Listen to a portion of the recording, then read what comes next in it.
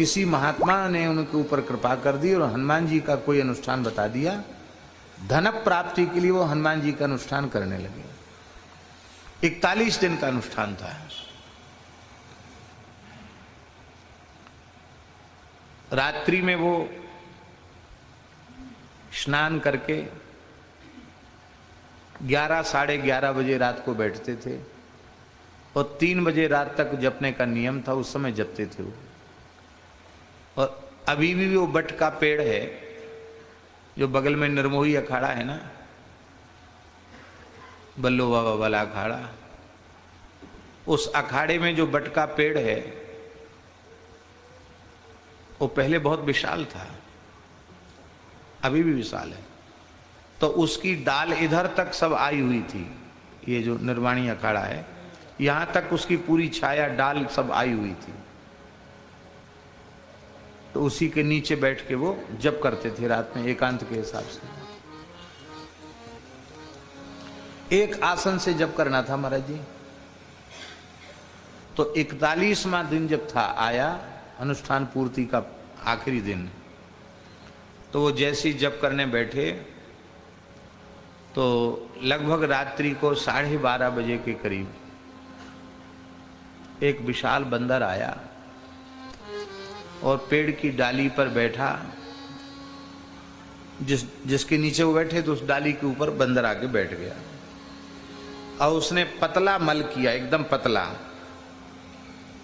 और ऐसा मल ऊपर से बैठ के किया कि वो महात्मा पूरे नहा गए। और गंध भी बड़ी तीखी गंध थी, जैसी मल की होती है वो भी एकदम बहुत तीव्र गंध। लेकिन वो भी इतने विचित्र थे वो महात्मा पक्के।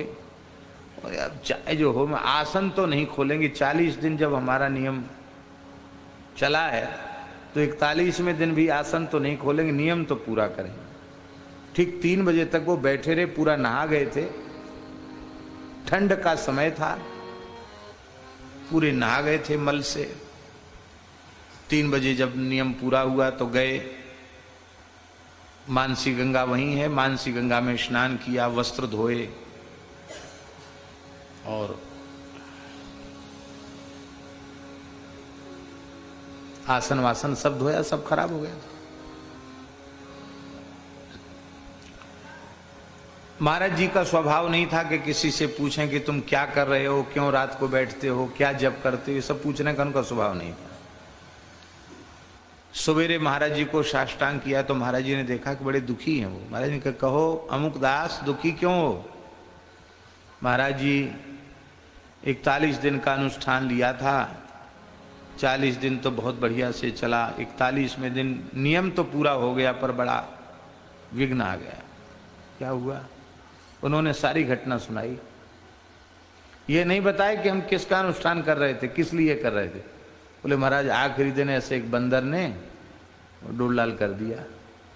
महाराज जी बोले तुम हनुमान जी का अनुष्ठान कर रहे थे क्या? बोले हाँ। धन प्राप्ति के लिए कर रहे थे क्या? बोले हाँ। आपको कैसे पता? बोले मल त्याग किया इसलिए पता चल गया।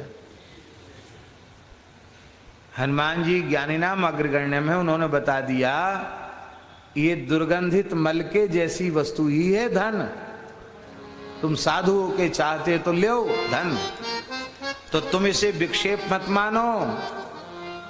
अब तुम्हारा अनुष्ठान सफल हुआ। लगता है महंत बनना चाहते हो क्या? संकुचित हो गए। बोले नहीं महंत वहंत तो क्या, लेकिन हाँ अब गरीबी में नहीं जीना चाहते। बोले तो हो गया, तुम्हारा अनुष्ठान पूरा हो गया। महाराज जी वे महानुभाव कई हजार बीघे जमीन के मालिक बने। हम समझते 2,500-3 हजार बीघा जमीन के मालिक, कई स्थानों के मालिक बने, बहुत बड़ी संपत्ति अर्जित की उन्होंने। अब वो महानुभाव अभी शरीर में है इसलिए हम नाम नहीं लेंगे और जगह वगैरह का नाम नहीं बताएंगे, लेकिन हम सब जानते हैं सच्ची घटना है।